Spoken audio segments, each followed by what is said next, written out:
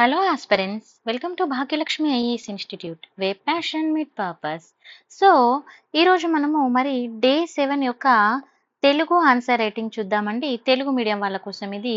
So, Telugu answer writing వచ్చేసి ఈరోజు మన క్వశ్చన్ వచ్చేసి బ్రిటిష్ వారు ప్రవేశపెట్టిన విధానాలు అంటే వాళ్ళ యొక్క పాలసీస్ ఏదైతే ఉంటాయో అవి భారతదేశం మీద ఏ విధంగా ఇంపాక్ట్ చూపించినాయి అంటే మన తెలుగులో ఏమంటారు అది భారతదేశం యొక్క అగ్రికల్చర్ అంటే వ్యవసాయ రంగం పైన మరియు సామాజిక ఆర్థిక నిర్మాణం పైన ఏ విధంగా ప్రభావితం చేశాయి అనేది మన క్వశ్చన్ అండి. సో అంటే ఇక్కడ సింపుల్ గా ఇంగ్లీష్ లో తీసుకుంటే ఏ విధంగా ఉంటుంది అంటే బ్రిటిష్ వాళ్ళు ఇంపోర్ట్ చేసిన పాలసీస్ ఏదైతే ఉందో how the policies are like effect on the agriculture and at the same time economy అన్నట్టుగా. సో దీన్ని మనం తెలుగులో ఎలా రాసుకోవాలి, తెలుగులో క్వశ్చన్ అడిగినప్పుడు మనం ఎలా రాయాలి అంటే వాళ్ళ యొక్క పాలసీస్ భారతదేశం యొక్క వ్యవసాయం మీద ఏ విధంగా ఇంపాక్ట్ చూపించాయి, ఆర్థికంగా ఏ విధంగా ఇంపాక్ట్ చూపించాయి అనేది మనం మెయిన్ ఇంపార్టెంట్ ఇక్కడ మేజర్గా క్వశ్చన్.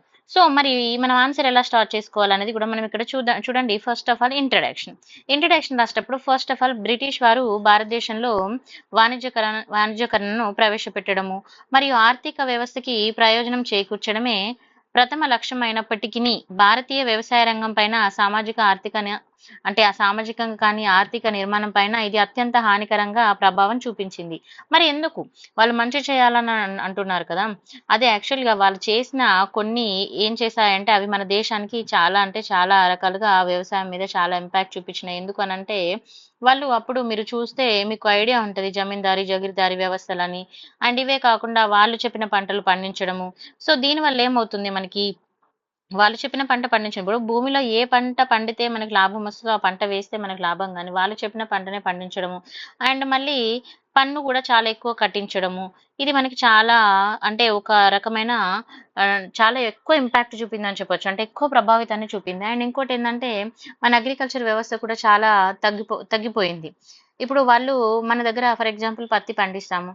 సో పత్తి వాళ్ళు ఇక్కడ తీసుకెళ్ళిపోయి వాళ్ళు తక్కువ ధరలో లైక్ వస్త్రాలను తయారు చేసుకొని తీసుకొచ్చి ఇక్కడ అమ్మడము అండ్ ఇక్కడ చేనేత వృత్తుల మీద కూడా అది ఎఫెక్ట్ చూపించడము. అండ్ అలాగే ఇప్పుడు మనము ఫర్ ఎగ్జాంపుల్ మనకి రైస్ కావాలి, సో రైస్ పండించుకుంటే లాభం ఉంటుంది అవునా. సో మరి రైస్ కావాలన్నప్పుడు నువ్వు పత్తి పండిస్తే నీకు లాభం ఉంటుందా. అండ్ అప్పుడు ఇండిగోస్ మనకి చాలా తెలుసు, ఇండిగో అనేది చాలా చాలా ఇంపార్టెంట్ గా ఉండేది. సో వాళ్ళు దాన్ని కలర్ కోసం యూజ్ చేసేవాళ్ళు. సో ఈ విధంగా వాళ్ళు చేసిన ఈ కొన్ని పాలసీస్ అనేవి మన భారతదేశం యొక్క ఆర్థిక వ్యవస్థ మీద ఎట్ ద సేమ్ టైం భారతదేశం యొక్క వ్యవసాయ రంగం మీద చాలా ఇంపాక్ట్ చూపించాయి. దాన్ని మనం ఇంట్రడక్షన్ లో రాసుకుంటాము. ఇప్పుడు మరి వ్యవసాయ రంగం మీద ఇది ఏ విధంగా ఇంపాక్ట్ చూపించిందని తీసుకుంటే భూమిని వాళ్ళు అక్రమంగా తీసేసుకోవడం ఒకటి, ఓకేనా. తర్వాత రుణ భారం అనేది పెరగడము. వాళ్ళు ఇప్పుడు జమీందారీ జగీర్దారీ వ్యవస్థ కానీ మనం తీసుకున్నా లేకపోతే ఇప్పుడు వ్యవసాయానికి కావాల్సింది వాళ్ళు ఏం చేసేవాళ్ళు అప్పు ఇచ్చేవారు, కానీ దానికి వడ్డీ చాలా ఎక్కువగా ఉంటుంది, ఓకేనా. రుణం పెరగడము అంటే పంట పండినా పండకపోయినా కూడా మనం ఏం చేయాలంటే ట్యాక్స్ అనేది పే చేయాల్సి వచ్చేది, ఓకేనా.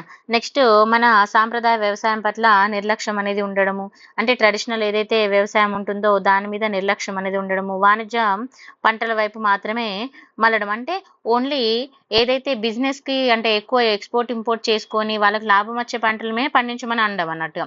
లైక్ ఇప్పుడు ఇండిగోస్ అని చెప్పాం కదా, సో ఇండిగో అనేది ఒకటి మనం ఎగ్జాంపుల్ గా చెప్పొచ్చు.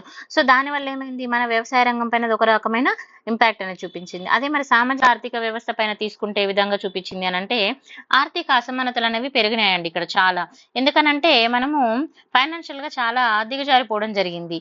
అండ్ అదే కాకుండా గ్రామాల్లో పేదరికం అనేది పెరగడము, సామాజిక అశాంతి అనేది ఏర్పడింది. అండ్ సాంస్కృతిక వారసత్వం నష్టం అనేది కూడా రావడము. తర్వాత సాంప్రదాయ గ్రామీణ జీవితానికి అదొక భంగం కల్పించింది.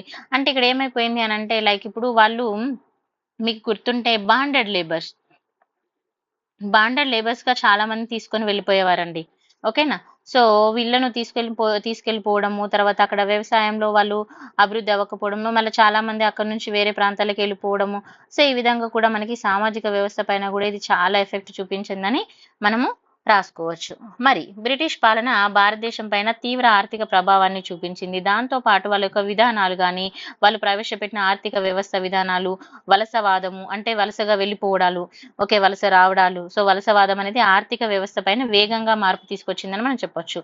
ఎందుకంటే వాళ్ళు అక్కడి నుంచి వచ్చి మన ఇండియాలో బిజినెస్ చేసేవాళ్ళు కదా. సో ఇప్పుడు ఫర్ ఎగ్జాంపుల్ మీకు ఇప్పటికీ కూడా మీరు అంటే ఇప్పుడు కూడా మనం ఎగ్జాంపుల్ తీసుకోవచ్చు. ఒక చేనేత వస్త్రం తీసుకున్నాం అనుకోండి. చేనేత వస్త్రం తీసుకున్నప్పుడు ఆ చీరకి ఒక 500 ఉంటుందండి చేనేత చీరకి. అదే చీరను మన షాపుల్లో మనము నార్మల్ చీరలు తీసుకుంటే 200లో మనకొస్తుంది. చేనేత దానికి ఎక్కువ రేట్ ఉంటుంది. ఎందుకనంటే దాని వర్క్ కూడా అలానే ఉంటుంది. కానీ మనం దీనికి సపోర్ట్ చేయట్లేదు. దీనికే సపోర్ట్ చేస్తున్నాం. ఎందుకు అనంటే ఇది తక్కువ ధరలో వస్తుంది కాబట్టి. సో ఈ విధంగా కూడా మనకి చాలా ఇంపాక్ట్ చూపించింది ఆర్థిక వ్యవస్థ మీద. నాట్ ఓన్లీ దిస్ ఇదే కాదు మనకిప్పుడు ఫుడ్ విషయంలో లైక్ మనకు కావాల్సిన పంటలు పండించడమే కాకుండా తర్వాత వాళ్ళకి కావాల్సిన సుగంధ ద్రవ్యాలని పండించడం ఇలాంటివి కూడా చాలా ఇంపాక్ట్ చూపించాయి. నెక్స్ట్ బ్రిటిష్ కాలంలో మరి వ్యవసాయ వాణిజ్యీకరణ ఏ విధంగా ఉంది అని తీసుకుంటే మనము 1813 తర్వాత తీసుకున్నప్పుడు ఇంగ్లాండ్లో పారిశ్రామిక విప్లవం అనేది వచ్చింది. ఇండస్ట్రియల్ రివల్యూషన్ అంటారు ఇంగ్లీష్లో. ఇది చాలా వేగవంతంగా అంటే చాలా ఫాస్ట్ గా ఇంప్లిమెంటేషన్ జరగడము, ఇది భారతీయ వ్యవస్థ పైన చాలా ప్రభావితం చూపించిందని మనం ఎందుకు చెప్పొచ్చు అనంటే ఈ ఇండస్ట్రియల్ రివల్యూషన్ వల్ల ఏమైంది అనంటే ప్రతిదీ కూడా ఇక్కడ కంపెనీస్ అనేది స్టార్ట్ అవడము, ఇక్కడ మనుషులు చేసే పని తగ్గిపోవడం, ఏమైంది ఇక్కడ మిషన్ చేసే పని పెరగడం. సో ఇది ఒకటి. అదే కాకుండా ఇప్పుడు మనకి 500 రూపాయలు చేనేత చీర అయితే 200 రూపాయలు చీప్ గా తయారైపోవడము. ఓకేనా? వస్తువులు కూడా అదే విధంగా ఏ వస్తువులైనా కూడా తక్కువ ధరలో వాళ్ళు రావడము. అండ్ వీళ్ళు మన దగ్గర నుంచి నెట్ అనే దాన్ని ఎక్స్పోర్ట్ చేసుకొని వాళ్ళు తయారు చేసిన దాన్ని ఇక్కడ ఇంపోర్ట్ మళ్ళీ చేసి ఇక్కడే అమ్ముకునే వాళ్ళు. సో అది కూడా మన దేశానికి చాలా ఇంపాక్ట్ అయిందని చెప్పొచ్చు. తర్వాత మార్కెట్లో అధిక డిమాండ్ ఉన్న పత్తి, మెయిన్ గా మనకి పత్తి తెలుసు కదండి. పత్తి కానీ, జూట్ కానీ, చెరుకు అండ్ వేరుశెనగ, పొగాకు, టీ, రబ్బరు, కాఫీ అండ్ నీలిమందు, ఇదే మనం ఇండిగోస్ అని చెప్పాం కదా, నీలిమందు లాంటి తోటలను ప్రారంభించడము అండ్ రైతులను బలవంతంగా పంట పండించేలా చేయడము. ఓకే, ఎందుకంటే వాళ్ళ వాణిజ్యకరణకు అది యూజ్ అవుతుంది అన్నట్టుగా బలవంతంగా వాళ్ళని ఇదే పంట పండించాలని చెప్పడము. ఇది కూడా మనకు ఒక రకమైన ఇంపాక్ట్. నెక్స్ట్, భారతీయ వాణిజ్యకరణ యొక్క ప్రతికూల ప్రభావాలు ఏ విధంగా ఉన్నాయంటే అసమానతలకు ఇది దారితీసిందని చెప్పొచ్చు. ఎందుకంటే ఈ వాణిజ్యకరణ అనేది సాంకేతికంగా మనము వాడాల్సి ఉంటుంది. అయితే ఇప్పుడు చాలా మంది పెట్టుబడిదారులు పెడతారు. ఓకేనా? మరి దానికి కావాల్సింది ఏంటండి? పెట్టుబడి వనరులు ఉండాలి కదా. సో పెట్టుబడి వనరులు సమకూర్చుకోవాల్సిన అవసరం ఉంది. మరి అప్పుడు దీనివల్ల రైతులకి ఏమైతుంది? ధనిక రైతులు మాత్రం లాభపడతారు, పేదవాళ్ళకి లాభం ఉండదు. ఎందుకంటే ఇప్పుడు ధనికులు ఫర్ ఎగ్జాంపుల్ ఒక 10 ఎకరాలు ఉందనుకోండి, సో మనకి పంట పండంగా మిగులుతుంది, లాభం కూడా ఉంటది. అవునా కాదా? సో లాభం వస్తుంది. అదే ఇప్పుడు ఒకే ఎకరం ఉంది, ఈ ఒక ఎకరం ఉన్న అతనికి లాభం ఏమొస్తుందండి? ఇతని పెట్టుబడి పోవాలి, తన ఫుడ్ కావాలి అండ్ ఇంకా అతనికి మిగులుతుందా మళ్ళీ నెక్స్ట్ పంటకి? మిగిలదు. ఇప్పుడు తిని ఏం చేస్తాడు? నెక్స్ట్ మళ్ళీ పంట పండించాలంటే వీళ్ళ దగ్గరికి వెళ్ళి ఏం చేస్తాడంటే అప్పు తీసుకొచ్చుకుంటాడు. సో దీని వల్ల ఏమైతుందంటే రుణభారం. ఓకేనా?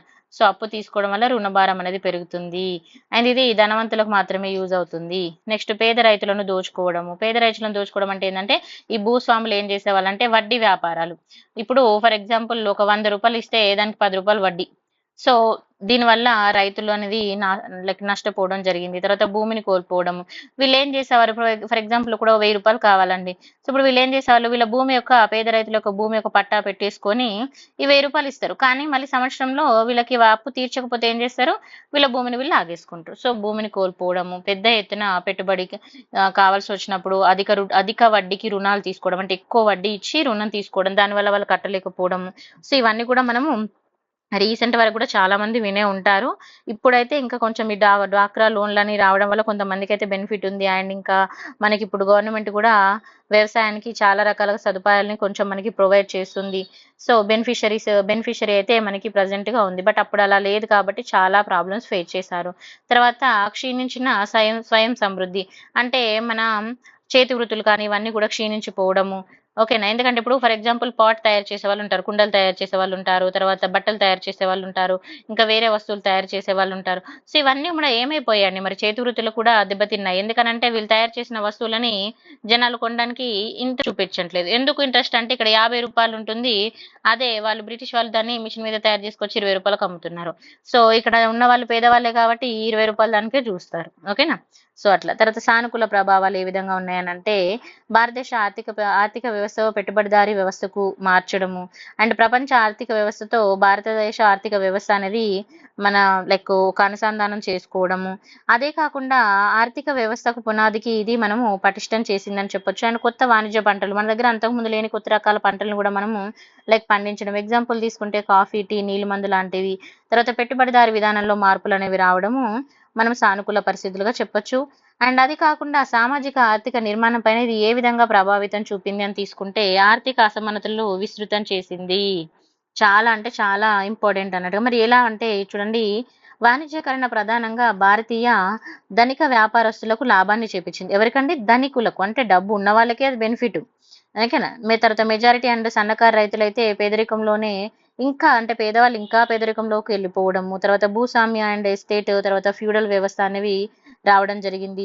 తర్వాత సాంప్రదాయ గ్రామీణ జీవనానికి ఇదొక భంగం కలిగించిందని కూడా మనం చెప్పొచ్చు. తర్వాత సాంప్రదాయిక సామాజిక నిర్మాణాలు, గ్రామీణ చేతి వృత్తులు లాంటివి బలహీనపడిపోయాయి. అంటే తగ్గుముఖం పట్టాయి. తర్వాత ఆహ్, గ్రామీణ పట్టణానికి వలస వెళ్ళిపోవడం. ఎందుకంటే ఇండస్ట్రియలైజేషన్ అనేది స్టార్ట్ అయింది. ఏదో ఒక కంపెనీలో పని చేసుకుందామని వెళ్ళిపోవడం. మీరు పాత సినిమాలు చూస్తే ఇప్పటికి మనం చూడొచ్చండి ఇలాంటివి. ఓకేనా? మన ఆయన 'నారాయణమూర్తి' గారి మూవీస్ కూడా మీరు చూడండి. కొంచెం మీకు ఐడియా ఉంటది. ఓకేనా?